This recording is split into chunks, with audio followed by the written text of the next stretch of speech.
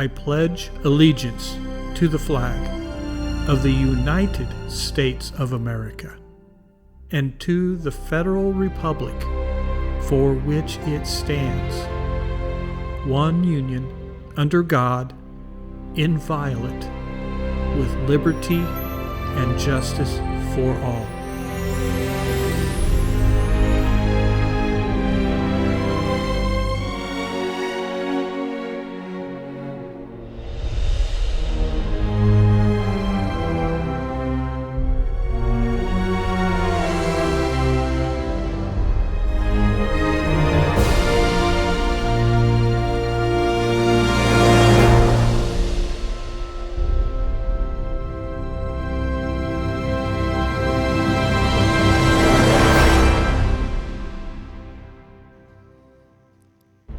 Hello, my name is Mark Powls, and this is Verity SEEKER.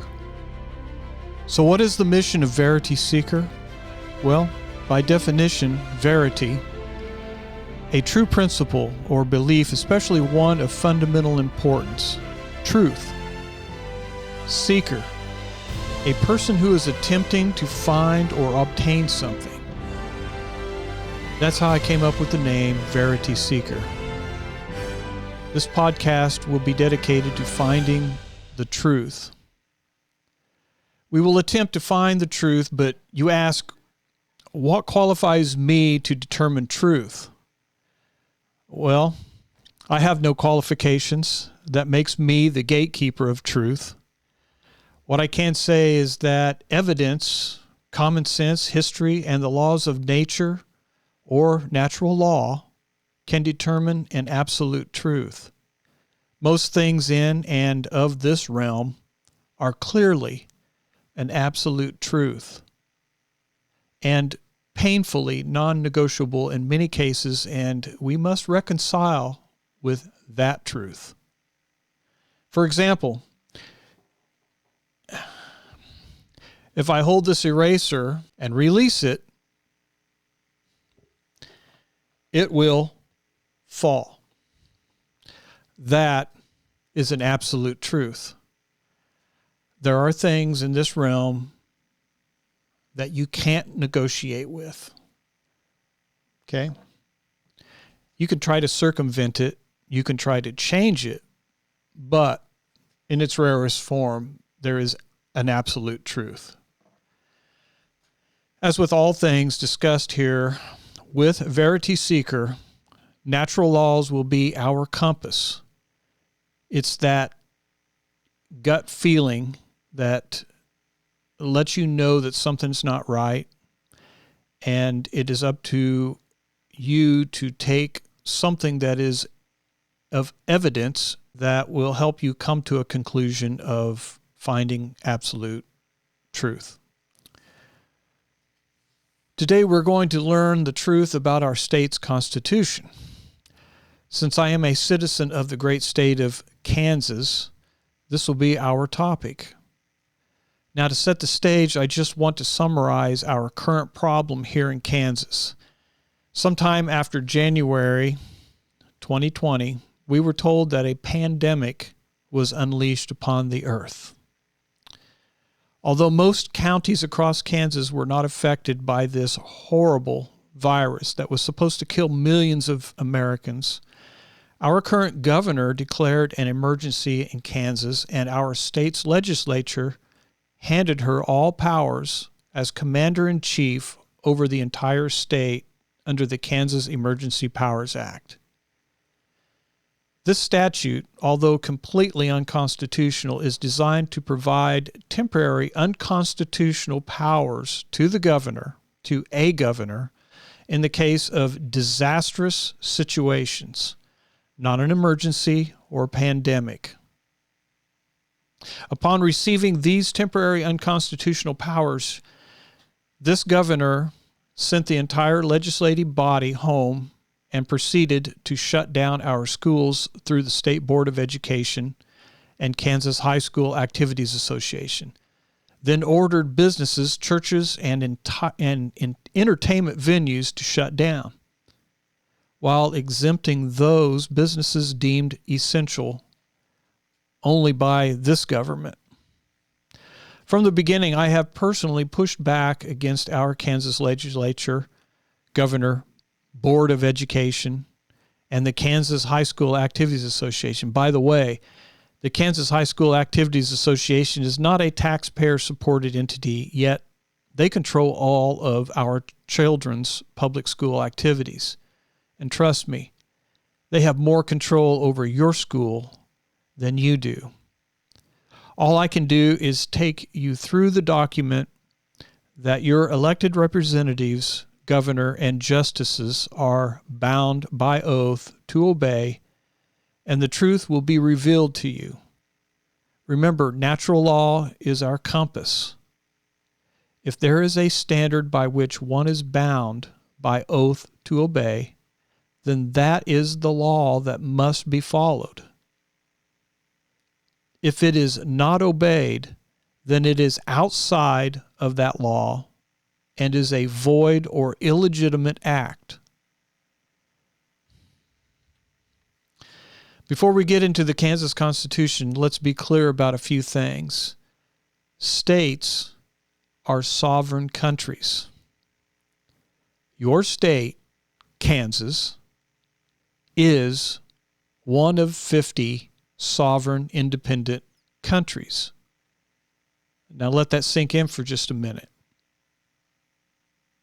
Kansas is a country. The United States of America is not a sovereign country, nor is it a nation. We've never been a nation. A nation is a group of people who share the same culture, language, institutions, religion, and history. We've never been that. Parts of it, yes. But if you go back to the beginning of the settlement of this continent, we started out with many variations of religious beliefs. There was conflict there. We are not a nation and never have been. We've come closer together, but as long as you have immigration, we can never be a nation. We are a combination of countries, okay? We have commonalities, but we need to get rid of this notion that the United States of America is a country and that it is a nation. We are 50 sovereign and independent countries united by self-determination and for our mutual benefit and security as it pertains to foreign matters in a united compact. You've got 50 sovereign independent countries united in a contractual agreement, which when we're dealing with sovereign governments, sovereign countries, we use the term compact.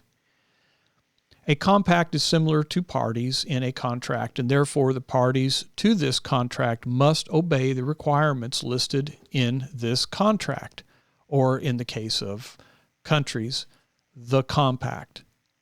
When the original colonies severed their ties to Great Britain, they became 13 states, countries, and operated by the Articles of Confederation, which worked quite well with certain exceptions, mostly dealing with foreign and state-to-state issues. That's why delegates from each of the states were called together in convention to correct these problems. What happened is that the framers of what is now our U.S. Constitution formed a more perfect union by creating an executive, legislative, and judicial branch to handle foreign objects, interstate issues, and issues between a state and a citizen of another state. These powers were delegated to this new U.S. general government to work on behalf of the several sovereign states, our countries. All other powers are retained by the states or the people. Okay? And this U.S. general government has now the founders created a constitution to limit and bind this particular government to only those duties, because they were fearful, or most of them were fearful of this government expanding beyond their delegated powers and would eventually overtake the states, which, if you look at our current time, we have a bloated U.S. general government, and this government has expanded way beyond its original intent. Okay, if you look at the U.S. Constitution and the Bill of Rights, we have 10.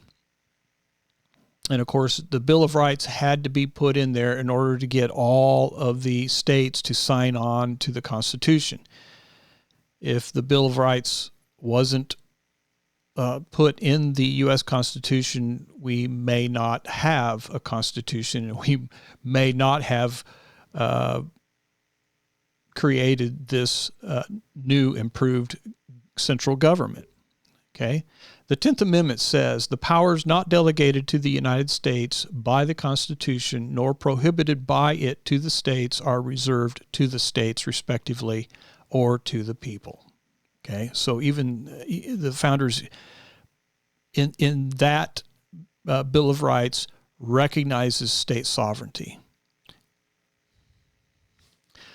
Okay, now that we have established the simplified role of the U.S. general government as it pertains to the states, let's focus on the Kansas Constitution. We operate in a federalist system of self-governance, where the states are the sovereign countries, but some power has been delegated to a separate non-sovereign government to handle the things that the several states can't possibly manage. This is called federalism. We are not just a republic, we are a federal republic in its true definition. Every republican form of government has to have a constitution that binds it in order to protect the right of the people to life, liberty, and property. But our system is federal in that each of the states has delegated a limited and defined set of powers to this central government to handle foreign objects.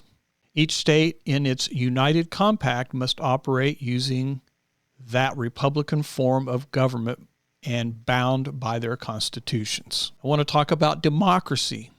Okay. What republican government is and what democracy is. We refer to our governments, both at the state level and at the U.S. level, at the central government, as a democracy. And I just want to make clear before we get into the state's constitution that we are not a democracy, and we want to stay as far away from democracy as we possibly can. Democracy in government here in the United States must remain extremely rare and limited at all levels of government. Benjamin Franklin said, "A democracy is two wolves and a lamb voting on what to have for lunch." I'll let that sink in. And Thomas Jefferson, whensoever the general government, we're talking about this new government that they created to handle specific issues, namely foreign objects. Whensoever the general government assumes undelegated powers, a nullification of the act is the rightful remedy.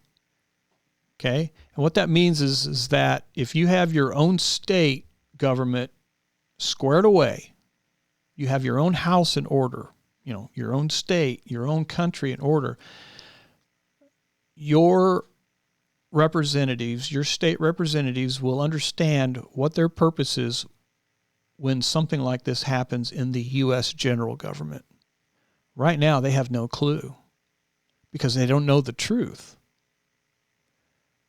Nullification is a rightful remedy. noncompliance is a rightful remedy, okay, as it pertains to the U.S. general government. So when the U.S. general government is out of line, something needs to happen at the state level, okay? The states do not have to fulfill any unconstitutional law that comes out of the U.S. general government. And the same is true at our state level.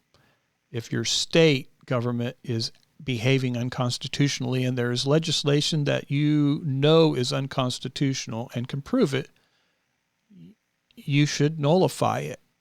That's your duty. I do solemnly swear that I will support the Constitution of the United States. That's one government.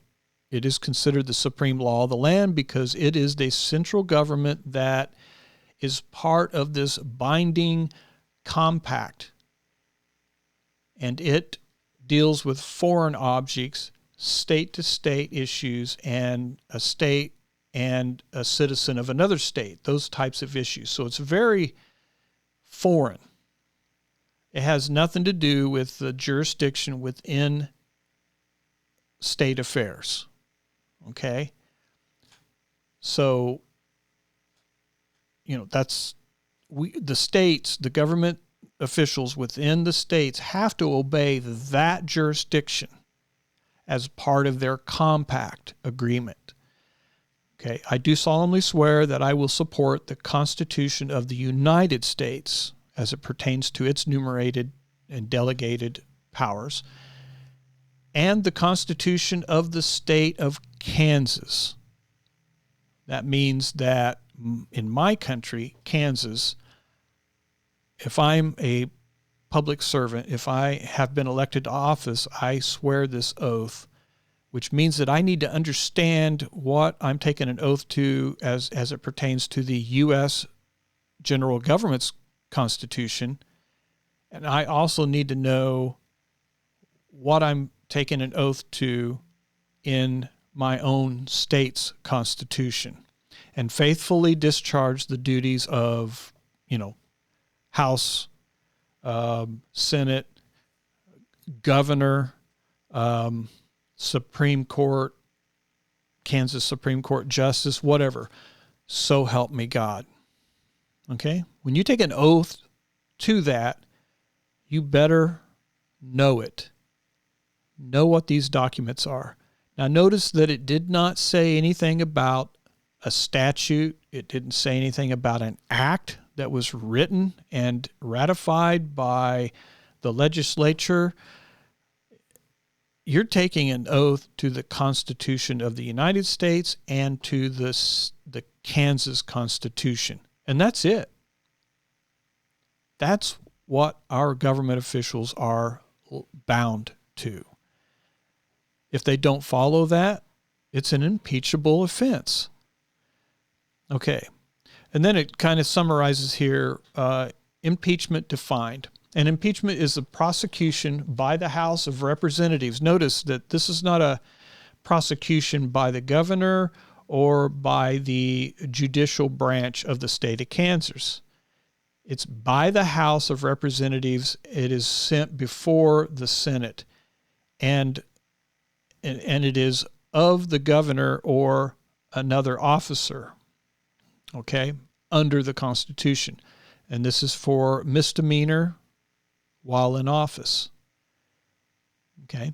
Breaching your oath of office is a pretty serious misdemeanor.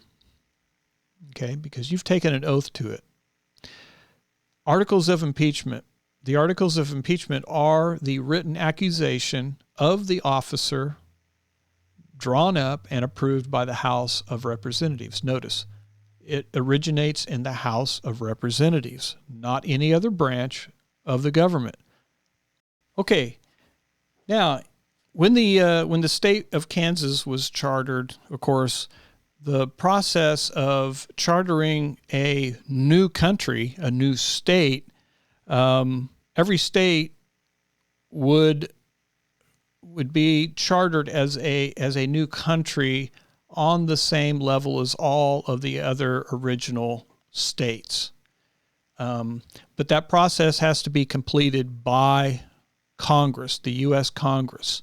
And here you have a document here. It's acceptance of grant from Congress, and it has the ordinance and preamble. Okay, and the ordinance says, whereas the government of the United States is the proprietor of a large portion of the lands included in the limits of the state of Kansas as defined by this Constitution. And whereas the state of Kansas will possess the right to tax land, said land, for purposes of government and for other purposes now, therefore. Now, why did I outline tax said lands? When they wrote this, they included that this government would be able to tax settlers on the amount of land that they settled on. Okay, we have property taxes here in Kansas. The property taxes, of course, taxes our land, which is constitutional. You can't change that. That's an absolute truth, that we can't change that unless we go through a process of amending our Constitution, and that's a process that's meaningfully difficult. Okay, there's a reason for that. Okay, this is an absolute truth. But if you build something on that property, if you put a boat on that property, if you have a car, whatever, there is nothing in the Constitution so far that I know of that says that the government can use your property that's been built or purchased that sits on the soil that can be taxed to fund the government. Okay, that's a perversion of original intent of our state's Constitution. It says right here, this is an absolute truth. Whereas the state of Kansas will possess the right to tax said lands for purpose of government and for other purposes now therefore. Okay. Be it ordained by the people of Kansas that the right of the state of Kansas to tax such lands is relinquished forever, and the state of Kansas will not interfere with the title of the United States to such lands, nor with any regulation of Congress in relation thereto, nor tax non-residents higher than residents. Okay, that's not as important. Okay? Okay. Then in our Constitution, it lists, that they're sectioning off land for schools. They section off land for universities, lands for public buildings, benevolent institutions, okay?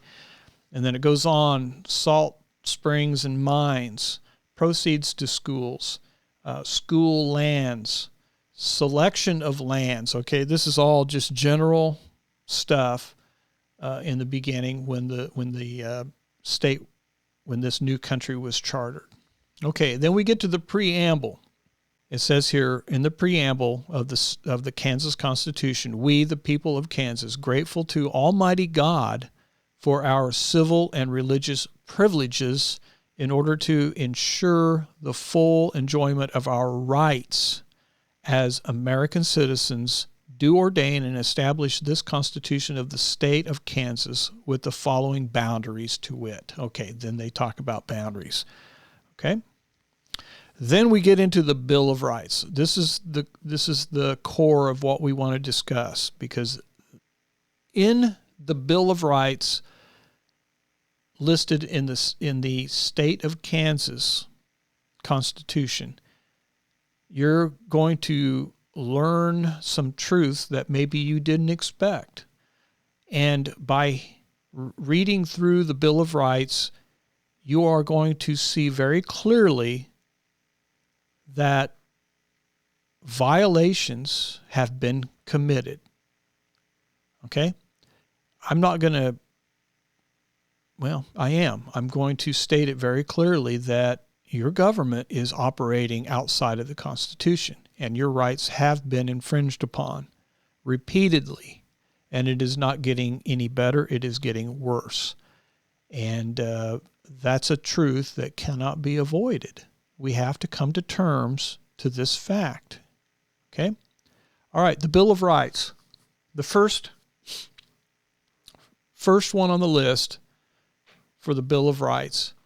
All men and women are possessed of equal and inalienable natural rights. These are not privileges. These are natural rights, among which are a right to life, liberty, and the pursuit of happiness. So, note, the pursuit of happiness was generally understood to come from the right to own your own property. Okay? Now, let me just make it clear that your state government does not have a right to protect your life. It's not their job to protect your life. It's their job to protect your right and your choice to your own life, your liberty, and your pursuit of happiness or pursuit to own property, okay, without somebody stealing it from you, whatever, okay. All right, number 2 on the list. All political power is inherent in the people. We're talking about natural, inherent rights again. And all free governments are founded on their authority and are instituted for their equal protection and benefit.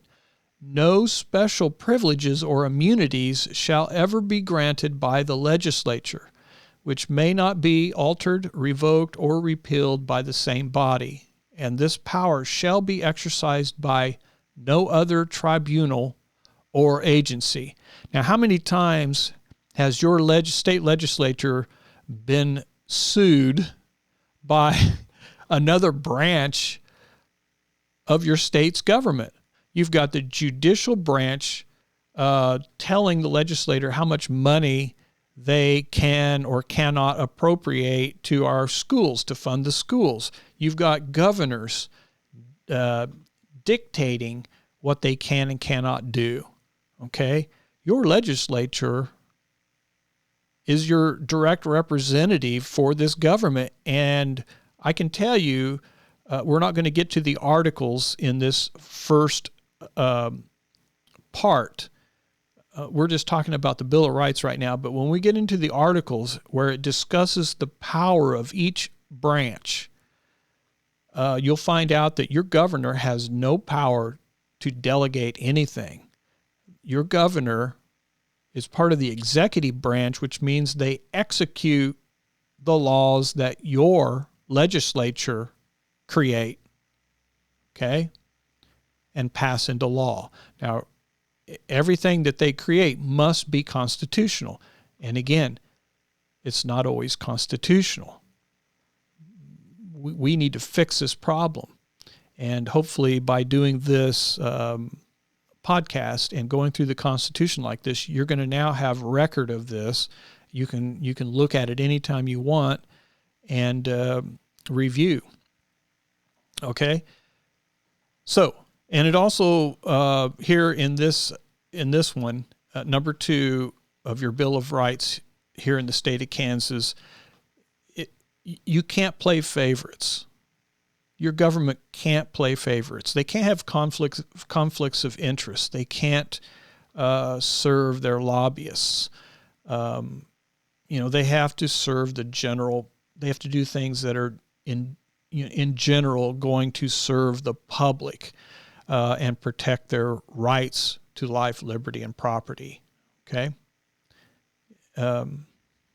This means neither the governor or a Supreme Court justice, I'm talking Kansas Supreme Court justice, or their inferior courts at any level can ever have or exercise this power.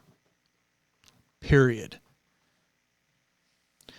Okay, number 3 in the Bill of Rights here in the state of Kansas. The people have the right to assemble in a peaceable manner, to consult for their common good, to instruct their representatives, and to petition the government, or any department thereof for the redress of grievances. In other words, think about it. Over the last 6 months, has your right to assemble been infringed upon? If it has, by whom? And did they have a right to do that? If not, and if it was in your government, that's impeachable. That's an absolute truth. Okay. Also, it says, or any department thereof. The Department of Transportation. Let me give you an example of an issue. Let's say you live in a small town. You've got a highway running through your town, and the Department of Transportation has placed they have a sign, a speed limit sign, not quite at the end of your town, and people are speeding up 65 miles per hour, and you have local businesses and residences right there where people are driving 65 miles per hour. Okay. By the way, this is true. This is true. It is happening right now. And you petition the Department of Transportation, the Kansas Department of Transportation, and you have signatures on that petition, and they ignore you, and they come up with some kind of excuse that they can't do it because it costs too much. All they have to do, all they're being asked to do, is to move a sign 0.2 of a mile to the south, so the speed limit increase is at the end of the business district and the residential homes. Okay? That's a safety issue. They've been ignored for over 3 years now.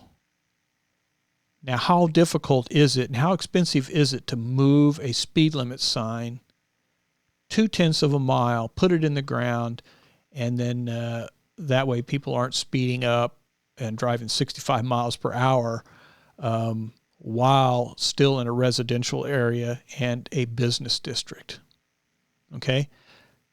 They shall become liable for any accident, injury, or accidental death. Okay? So by having this knowledge, if this is the case in your community, if you have a problem like this where a department, a state department, is not hearing your case, and they are ignoring your redress of grievances, you got a serious problem. And actually, they have a serious problem because you have knowledge in your Constitution, number 3, right of peaceable assembly and petition. They can be held liable. And I'm not talking suing the government. I'm talking suing individuals who have a duty to perform and obey their oath of office. Okay, this right is also in it's the 5th right listed in the First Amendment of the U.S. Bill of Rights, that the Congress is not allowed to, prohibit ever. Okay? But right now we're talking about the Kansas Constitution and what our Kansas government is doing. I'll just leave it to your imagination right there. I think we have some violations. Okay, number 4 in the Kansas Constitution, the Bill of Rights.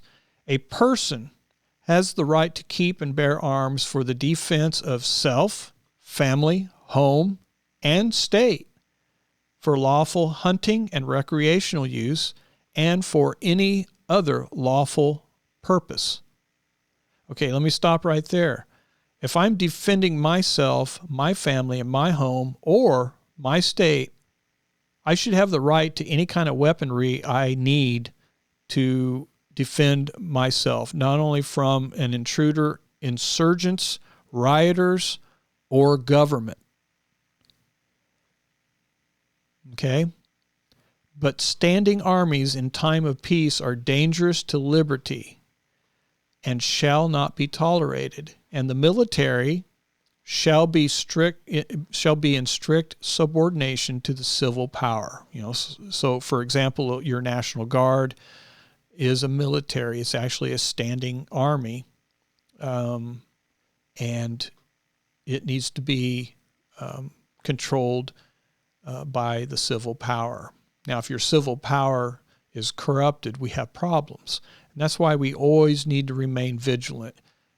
Don't give these people an inch, because eventually they will take a mile or two, and eventually you've got tyranny on your hands. So it is not wrong to remain vigilant or skeptical of your government. It's your responsibility. Okay.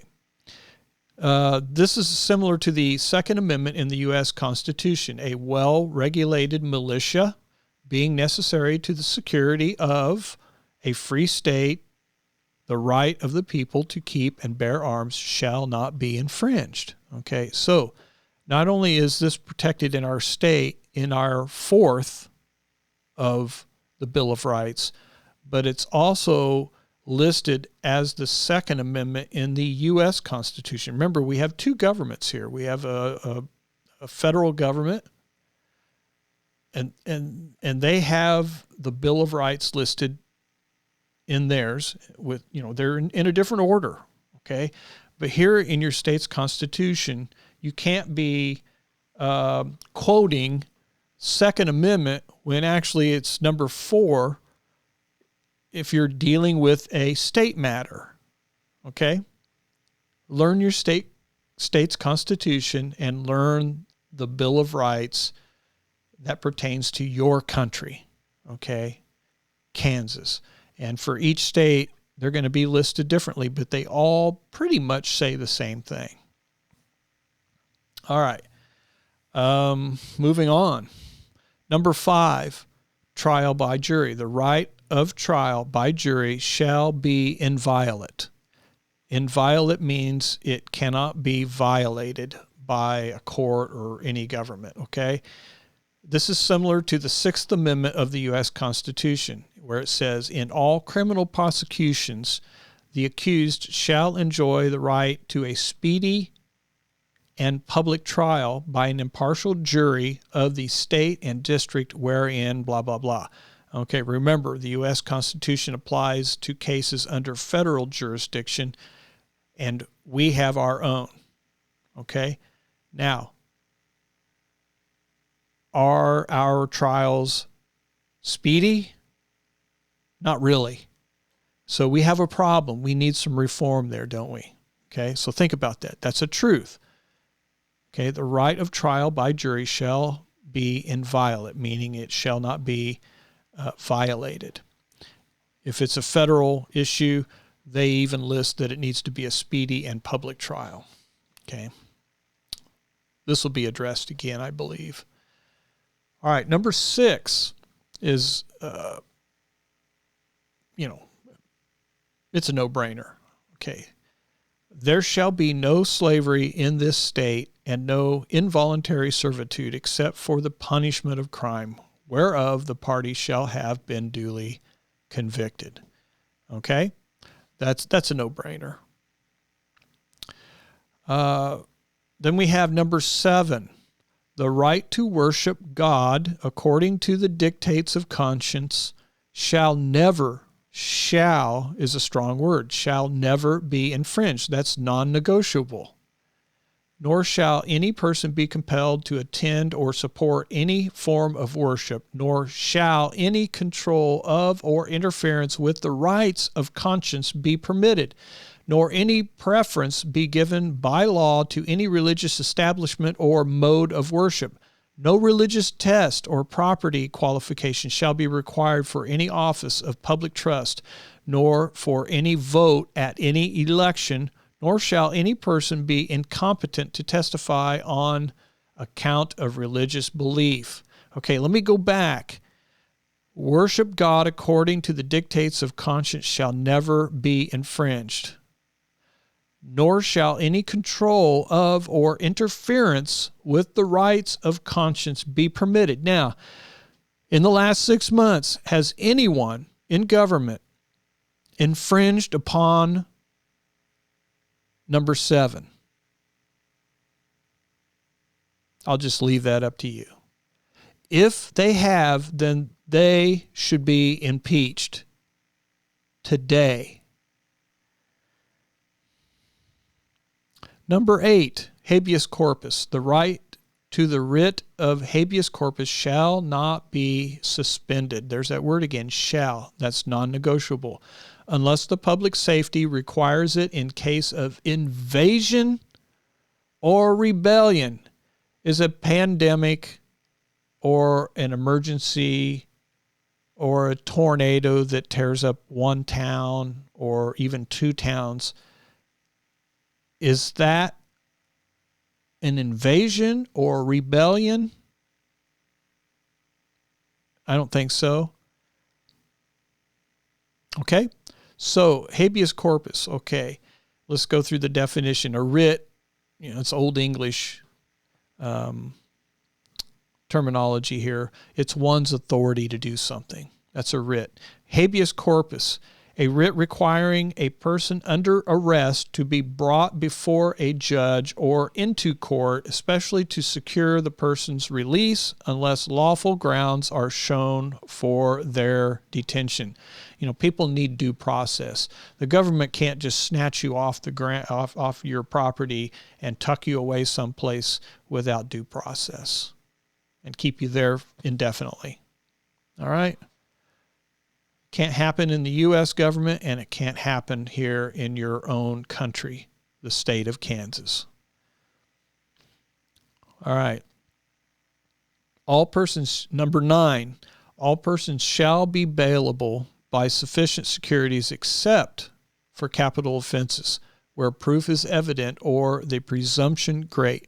Excessive bail shall not be required, nor excessive fines imposed, nor cruel or unusual punishment inflicted. Now, this is very similar to the 8th Amendment in the U.S. Constitution, where it says excessive bail shall not be required, nor excessive fines imposed, nor cruel or unusual punishments inflicted. Okay, they just don't want a person, let's face it, until you've had a trial, you're innocent until proven guilty. And that's the best way to do this. Okay. Anymore, it's you're guilty until proven innocent. You shouldn't have to prove your innocence. You're innocent until proven guilty. Therefore, you shouldn't have excessive fines imposed for bail or cruel or unusual punishment. Because you might be doing this to an innocent person. Okay, number 10 of the Kansas Bill of Rights. In all prosecutions, the accused shall be allowed to appear and defend in person or by counsel to demand the nature and cause of the accusation against him or her, to meet the witness face to face, and to have compulsory process to compel the attendance of the witnesses in his or her behalf, and a speedy public trial by an impartial jury of the county or district in which the offense is alleged to have been committed. No person shall be a witness against him or herself or be twice put in jeopardy for the same offense. Okay, this is similar to the 5th and 6th Amendment of the U.S. Constitution, where it says, nor shall any person be subject for the same offense to be twice put in jeopardy of life or limb, nor shall be compelled in any criminal case to be a witness against himself. That's the 5th Amendment. The accused shall enjoy the right to a speedy and public trial by an impartial jury of the state and district wherein the crime, and so on. That's from the 6th Amendment. Okay. Now I want to talk about the speedy public trial part.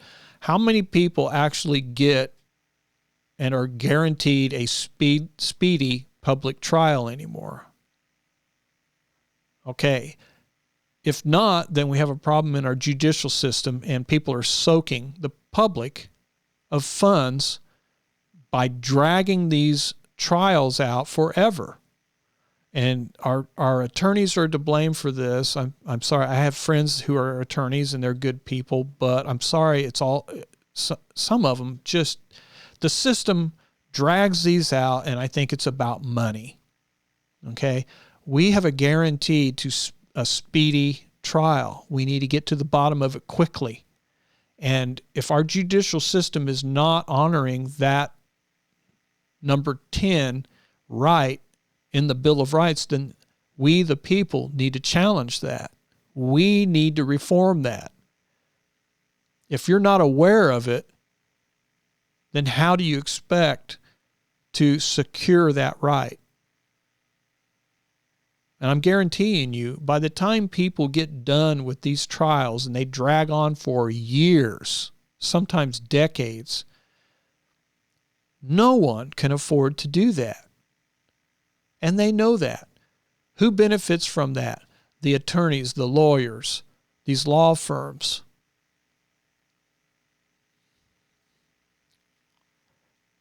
It has to end. Okay, number 11 of the Kansas Bill of Rights. The liberty of the press shall be inviolate. In other words, it can't be violated. And all persons may freely speak, write, or publish their sentiments on all subjects. Did you get that? Okay, number 11 protects the right of press and speech. Okay? Being responsible for the abuse of such rights, and in all civil or criminal actions for libel, the truth may be given in evidence to the jury, and if it shall appear that the alleged libelous matter was published for justifiable ends, the accused party shall be acquitted. In other words, if you slander somebody, it's false information, and you slander somebody, and they, when somebody is slandered and it's false and it actually affects their ability to make a living, or they lose money on it, that's where you've infringed upon another, okay? We have liberty. We have free speech. We have free press. We have liberties that are innate. However, it stops when you infringe upon another. That's the limit, okay? You cannot infringe upon another. Okay, this amendment includes the second and third right listed in the First Amendment of the U.S. Constitution. That's where you're going to find it, okay, where it says, or abridging the freedom of speech or of press. Okay, you still have that. That's that other government. We have the same thing here, but it's in the 11th, number 11th of our Bill of Rights, in the list of Bill of Rights in the state of Kansas. So we're saying the same thing as what's listed in the Bill of Rights of the U.S. Constitution. It's just written and spread out differently in our state's Constitution. But this is the Constitution that you need to know, because this directly affects your life, your business, your property. Okay? We have control over our state government, more so than we have control over the U.S. general government, because it's kind of an outside government that handles just general purposes that the states as a whole in the compact can't possibly handle. Okay? But we can handle our internal affairs. All right. All right, number 12 of the Kansas Constitution, no forfeiture of estate for crimes. Okay, so if you're committed for a crime, taken in for a crime, it says here, no conviction within the state shall work a forfeiture of estate. They can't steal your property. That's the bottom line. This amendment is similar to the last line of the Fifth Amendment in the U.S. Constitution, where it says, nor shall private property be taken for public use without just compensation. Now, it's kind of different. because we're dealing with a state crime, and over there we're just talking about, government seizing your property, and because some developer wants to build a hotel that's going to, or a highway, a federal highway going through there. They need to give you just compensation if they want to, tear up your house, tear down your house, and steal your property for this public use. Okay, it's different, but it's similar. Okay, so that's number 12 of the Kansas Constitution. We're moving on. Okay, number 13. Treason shall consist only in levying war against the state, adhering to its enemies, or giving them aid and comfort. No person shall be convicted of treason unless on the evidence of 2 witnesses to the overt act or confession in open court. Okay, so they need proof, because this is a pretty serious crime. Has anyone levied war against Kansas, either from within government, as a citizen of our state, or as a citizen from another state? Okay, I'm just asking the question. You think about it. Okay, my other question is this. What about other states like California, Michigan, Oregon, Washington, or New York? Okay, think about that. Levying war against the state, adhering to its enemies, or giving them aid and comfort. Okay, every state has a constitution. If you have a governor or a mayor that allows the state or a city or a community or a business to be completely destroyed by insurgents or Antifa or BLM extremists, most of which possibly don't belong to your state, who are not citizens of your state possibly, you allow them to continue to destroy your state. Is your state under attack?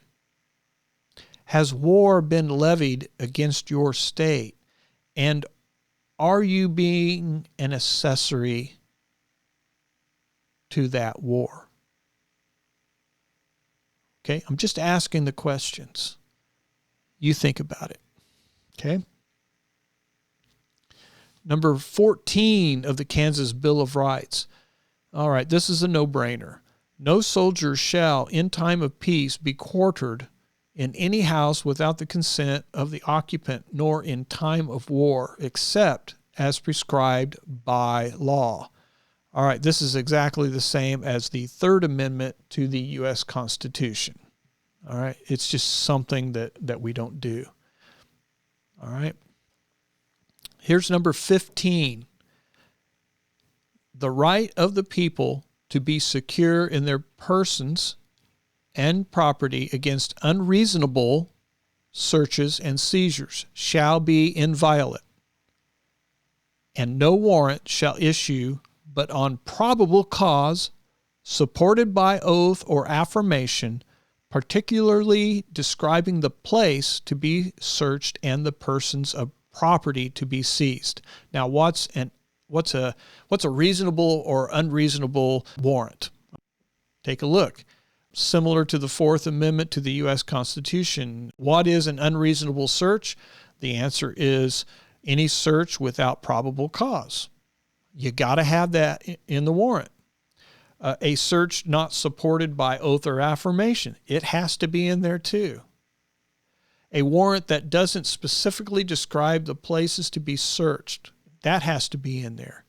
A warrant that doesn't list the persons or property to be seized. It all has to be there. If it's not there, if any one part of that is not there, then this warrant is null and void. It's an improper warrant, and it's an unreasonable search. Okay.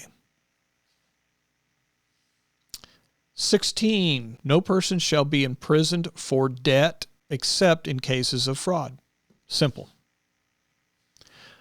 Number 17, no distinction shall ever be made between citizens of the state of Kansas and the citizens of other states and territories of the United States in reference to the purchase, enjoyment, or descent of property. The rights of aliens in reference to the purchase, enjoyment, or descent of property may be regulated by law. Now, basically, they're just allowing people to come in from other states to buy property and do business. We are part of the same compact. Number 18, all persons for injuries suffered in person, reputation, or property shall have remedy by due course of law and justice administered, here it is again, without delay. The only people that benefit from that, again, are lawyers and attorneys. And that needs to be corrected. Okay, number 19 of the Kansas Bill of Rights. No hereditary emoluments, honors, or privileges shall ever be granted or conferred by the state. All right, emoluments is a salary, fee, or profit from employment or a position in office. Okay, in other words, a hereditary monarch is not allowed, and titles are not passed down through family or bloodlines. We don't want to return to the monarchy. All right. Number 20 of the Kansas Constitution of the Bill of Rights. This enumeration of rights shall not be construed to impair or deny others retained by the people, and all powers not herein delegated remain with the people. In other words, in the articles, there are powers, and in the Bill of Rights, there are powers delegated to your state's government. Okay? It's just saying that all other powers are retained by you. You have a responsibility to self-govern. They are not responsible for saving your life. You have to govern yourself. We have to govern ourselves at the city and county level. Okay? We have governments here. Okay? It's a bottom-up process. In the U.S. Constitution, Amendment number 9 says basically the same thing, and it says this: the enumeration in the Constitution of certain rights shall not be construed to deny or disparage others retained by the people. Okay? Amendment 10 of the U.S. Constitution says this: the powers not delegated to the United States by the Constitution nor prohibited by it to the states are reserved to the states, respectively, or the people. You see how that works? So here at the state level, okay, our government has certain limited powers that's given to them, and they have to operate within that structure. Okay? And then the rest belongs to us. Okay? Now, when you look at the U.S. general government, the states delegated certain defined and limited powers to the U.S. general government. Okay, anything not listed is retained by the states or the people. All right? Now, I want to just add that any statute, any legislation, statute, act, or mandates that are not in pursuance to your Kansas Constitution or U.S. Constitution shall be null and void and is no law at all. Okay? All right. I want to thank all of you for familiarizing yourself with our Kansas Bill of Rights and hope you found truth here. I will complete the 15 articles in the Kansas Constitution in Part 2 of this series, which will enumerate the powers of the judicial, executive, and legislative branches of our state's government and many more aspects of its constitutional function. You have far less control over what happens in the U.S. general government than you do here in your home country of Kansas, your city, and your county. And it's time you got your own house in order because it's in trouble and your state needs your attention.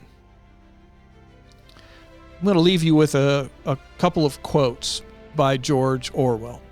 The most effective way to destroy people is to deny and obliterate their own understanding of their history. That is also true for your understanding of your constitutions. Here's another one by the same man, George Orwell. During times of universal deceit, telling the truth becomes a revolutionary act. Please like, share, and hit the subscribe button to this podcast, and let's seek the truth together.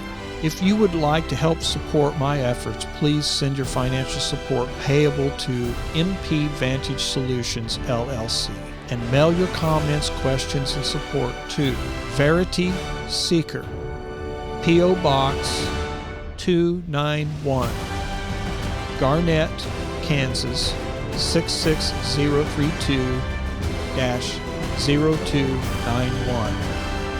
May God bless and keep you strong. And I'll see you next week for the articles in the Kansas Constitution. This is Verity Seeker, signing off.